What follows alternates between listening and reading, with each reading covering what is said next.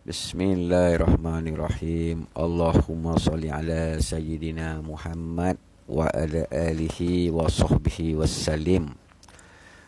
Allah Subhanahu wa ta'ala berfirman, dan ditiuplah sangkakala, maka matilah sesiapa pun yang ada di langit dan di bumi, kecuali mereka yang dikehendaki Allah Subhanahu wa ta'ala. Kemudian ditiuplah sangkakala itu sekali lagi. Maka tiba-tiba mereka berdirilah menunggu keputusannya masing-masing. Dan terang benderanglah bumi, iaitu Yaumul Mahsyar, dengan cahaya keadilan Tuhannya. Dan diberikanlah buku perhitungan amal masing-masing. Dan didatangkanlah para nabi dan saksi-saksi. Dan diberilah keputusan di antara mereka dengan adil. Sedang mereka tidak dirugikan, juga disempurnakan bagi setiap jiwa balasan atas apa yang telah dikerjakannya. Dan dia lebih mengetahui apa yang mereka kerjakan. Al-Quran Surah Az-Zumar ayat 87, ayat 68 dan 70. Ibu ayah, abang kakak, tuan-tuan dan puan-puan, ini berkaitan tiupan sangkakala. Bermaksud hari kiamat. Maksud hari kiamat ni, dunia, alam semesta semua akan musnah. Bertukarlah kepada hari alam akhirat. Ya. Pertama sekali manusia, terutama pada orang Islam. Pertama sekali, manusia ini telah diberikan berbagai jenis petanda-petanda kiamat. Sama ada yang besar, yang kecil, tuan-tuan dan puan-puan. Datang juga hadis-hadis akhir zaman oleh baginda Rasulullah SAW. Perjalanan kita ni di akhir zaman nak menuju kepada kiamat besar memang sangat dahsyat. Memang sangat dahsyat. Maka Allah telah perintahkan pada satu ketika nanti, supaya malaikat Israfil AS tiuplah tiupan sangkakala dia yang pertama. Maka tiupan sangkakala itu, tuan-tuan dan puan-puan, yang pertama sekali disebut sebagai Nafhatul Faza. Nafhatul Faza. Bila malaikat Israfil dah tiup tiupan yang pertama, situasi dan saat dunia pada waktu itu, tuan-tuan dan puan-puan, abang ibu, abang kakak, ibu ayah semua mesti pernah tengok movie-movie, wayang ke dekat YouTube ke, cerita-cerita mengenai dunia diserang oleh kapal-kapal makhluk asing. Jadi ketika kapal-kapal makhluk asing ni masuk ke bumi, orang yang tengah bawa kereta dia berhenti kereta. Kalau dekat tengah-tengah bandar tu, semua kenderaan berhenti, berlanggar sama sendiri, tam. Sebab apa? Terkejut tengok. Terkejut. Yang polis pun keluarlah pistol dia nak tembak alien, pam. Tetapi tak mati pun alien tu, sebab apa? Tak loot dengan pistol manusia. Ini contoh situasi yang kelang kabut. Tapi saat tiupan sangkakala berbunyi, tuan-tuan, kalau ada polis waktu itu, polis pun tak ada nak keluar pistol dia dah. Orang tengah berperang, negara-negara tengah berperang, semua terhenti perang. Kita tengah buat apa sekalipun saat itu, semua kita akan hentikan dia. Tidak ada satu manusia pun yang hidup pada waktu itu yang tidak akan dongak kepala dia ke atas langit. Sebab apa? Maha dahsyatnya bunyi tiupan sangkakala yang pertama tu. Maha dahsyatnya, tuan-tuan. Apa sahaja dibuat saat itu, semua diberhentikan secara automatik. Sebab apa? Manusia takut dan terkejut.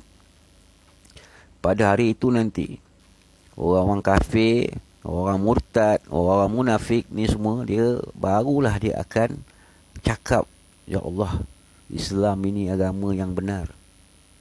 Mereka telah disampaikan oleh para nabi mereka dan kitab-kitab dan kitab Al-Quran mereka tentang kiamat ini. Waktu itu kalau ada orang kafir nak masuk Islam, tak dan dah lah cerita dia. Tak dan dah lah, pintu taubat dah ditutup. Tiupan sangkakala dah bunyi. Kalau ada orang Islam yang hidup pada waktu itu, dia nak bertaubat pun tak diterima dah lah. Dah habis masa dia kan. Sebab apa? Tiupan sangkakala yang pertama itu sangat-sangat dahsyat, mengejutkan. Sebagaimana Allah firman dalam Al-Quran tadi. Sahabat-sahabat, ibu ayah abang kakak, punya dahsyat tiupan sangkakala yang pertama ni. Gunung-gunung, bukit-bukit, sebenarnya ia bagaikan telah dipasak ke dalam tanah, ke dalam bumi. Gunung-gunung ni seolah-olah telah dipasak oleh Allah dalam bumi. Takutnya gunung, takutnya bukit ketika itu tercabut daripada paksi mereka di tanah ni. Tercabut, tuan-tuan. Seolah-olah melayang-layang seperti awan. Dan ada dalam ayat Quran Allah sebut. Kamu sangkakan kamu melihat bukit gunung ketika itu berada di tempatnya. Tetapi sebenarnya gunung-gunung dan bukit itu sedang melayang seperti awan. Bermaksud apa, tuan-tuan? Gempa bumi yang sangat dahsyat berlaku. Tiupan pertama tu, gempa bumi yang sangat dahsyat sedang berlaku. Tetapi Allah biarkan kepada siapa yang dikehendaki waktu itu untuk masih hidup. Dia ada proses-prosesnya, ada gambaran-gambaran dia. Ada hadis-hadis lengkap berkaitan gambaran tentang peristiwa yang terjadi di saat hari kiamat itu berlaku. Dalam Al-Quran Allah SWT berfirman dalam surah Haqqah ayat 13-18. Maka apabila sangkakala ditiup sekali, tuan-tuan dan puan, sekali tiap dan diangkatlah bumi dan gunung itu dihancurkan kedua-duanya dengan sekali hentaman. Maka pada hari itu terjadilah kiamat dan terbelahlah langit. Terbelahlah langit. Kerana pada hari itu langit akan menjadi lemah. Sedangkan para malaikat berada di penjuru-penjuru langit. Dan pada hari itu 8 malaikat yang menjunjung arasy Tuhanmu di atas kepala mereka. Pada hari itu kamu dihadapkan kepada Tuhanmu. Tidak ada sesuatu pun dari keadaanmu yang tersembunyi bagi Allah Subhanahu Wa Taala. Tuan-tuan dan puan-puan, tiupan sangkakala itu membuat apa? Bumi ini bergoncang-goncang, tuan-tuan. Gunung-gunung, gunung Everest, gunung Kinabalu itu semuanya hancur dengan satu kali hentaman. Maka itulah berlakunya kiamat. Huru-hara dia punya dahsyat. Jadi, sahabat-sahabat, ini adalah bahagian pertama, sedikit mukadimah mengenai tiupan sangkakala. Jadi tiupan sangkakala ni dia ada 3. Tiupan yang pertama tu dia nak kejutkan seluruh dunia dan berlaku proses dia, tuan-tuan. Dia nak kejutkan makhluk-makhluk yang ada di langit, yang ada di atas bumi. Dan yang ada di dalam bumi sekalipun.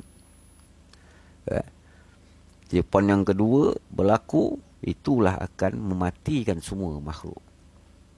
Dahsyatnya, tuan-tuan, waktu itu.